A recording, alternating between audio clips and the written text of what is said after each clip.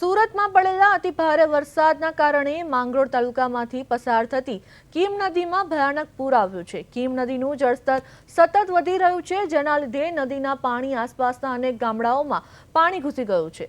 પૂરના કારણે હથોડા ગામમાં લોકોના ઘરો પાણીમાં વહેતા થયા છે। આ ઉપરાંત માંગરોળના મોટા બોરસરા ગામનો બેરલ બ્રિજ પાણીમાં ડૂબી ગયો છે અને મુખ્ય માર્ગ પર કીમ નદીના પાણી ફરી વળતા મોટા બોરસરા ગામમાં સંપૂર્ણપણે સંપર્ક વિહોણું બન્યું છે। નીચાણવાળા વિસ્તારો જળમગ્ન થતા લોકો ભારે મુશ્કેલીમાં મુકાયા છે। આજે પણ સુરત જિલ્લામાં ભારે વરસાદની આગાહી હોવાથી વહીવટી તંત્ર દ્વારા હાઈ એલર્ટ જાહેર કરાયું છે।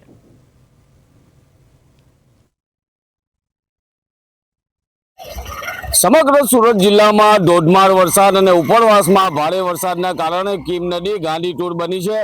માંગરોળ તાલુકાના જે ગામો છે તેમાં કીમ નદીના પાણી ઘૂસી ગયા છે। સિમોદરા, કોસારી સહિતના જે ગામો છે તેમાં પાણી ઘૂસી ગયા છે। આ જે દ્રશ્ય છે એ માંગરોળ તાલુકાનું મોટા બોરસરા ગામ છે અને મોટા બોરસરા ગામ નજીકથી કીમ નદી પસાર થાય છે। કીમ નદીના જે પાણી છે એ ગામને ફરતે ફરી વળ્યા છે। ઇન્ડસ્ટ્રીયલ વિસ્તારમાં પાણી ફરી વળ્યા છે।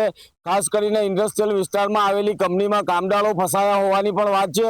તેઓનું રેસ્ક્યુ કરવાની પણ વાતચીત ચાલી રહી છે, કારણ કે જે રીતે કામદારો છે તે પોતાની ફેક્ટરીમાં તેઓ છે અને હાલ જે રીતના દૂર દૂર દ્રશ્ય જોઈ રહ્યા છે, ફાયરની ટીમ છે તે ઘટના સ્થળે છે, કારણ કે અન્ય લોકો છે ગામમાંથી તેઓને રેસ્ક્યુ કરીને બહાર કાઢવામાં આવી રહ્યા છે। પરંતુ સવાલ એ થાય છે કે જે રીતના પાણી છે, હું કેમેરામેનને કહીશ કે વિડીયો બતાવવાનો પ્રયત્ન કરે। આ મોટા બોરસરા ગામની જે સોસાયટી છે એ સોસાયટીના પાછળના આ ભાગના આ દ્રશ્ય છે અને પાણી છે તે સતત વધી રહ્યું છે।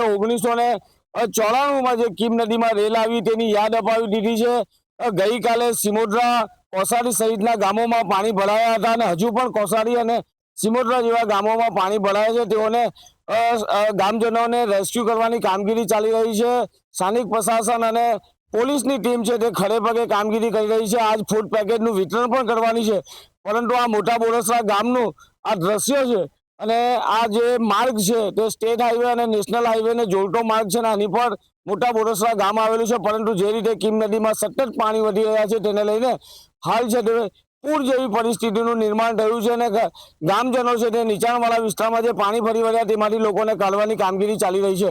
કિરણસિંહ ગોહિલ, પ્રદેશ 24 ગુજરાતી, સુરત।